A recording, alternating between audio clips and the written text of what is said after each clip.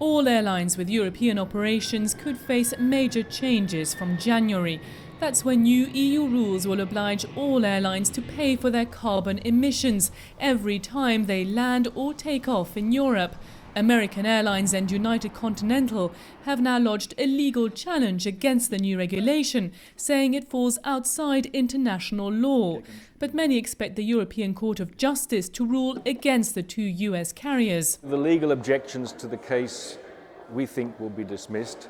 Where does that leave the airlines? Well, if they want to continue flying into Europe, they have to abide by the conditions of the emissions trading system. But it's not just Americans who are unhappy.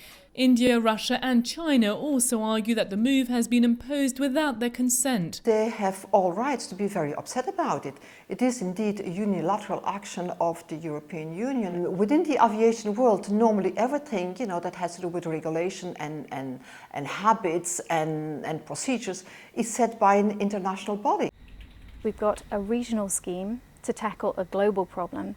And then that in itself creates this difficulty that so far Europe has failed to secure the international buy-in that it really needs to make this scheme a success. For the carriers, the biggest headache is the extra cost of paying for carbon permits.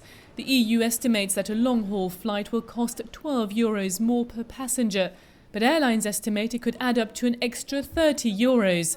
That's 500 won extra on a return flight. The aviation industry already operates on a very small margin.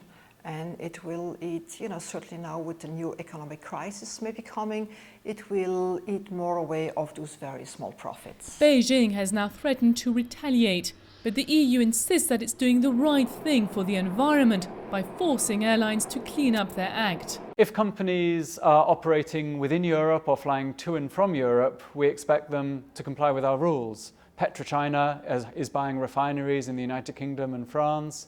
I think this is normal, and European business operating in China would also work by those rules. No, it's accepted, I think, that if you are a polluter, you have to pay for your pollution.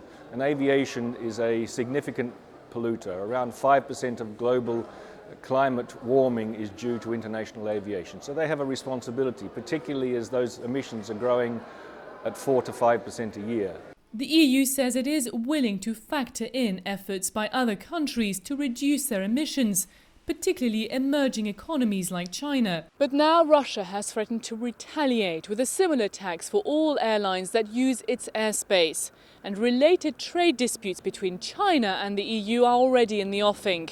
The new trading emission scheme is due to come into force on January the 1st, but the fallout could run and run. Vanessa Mock, CCTV, Brussels.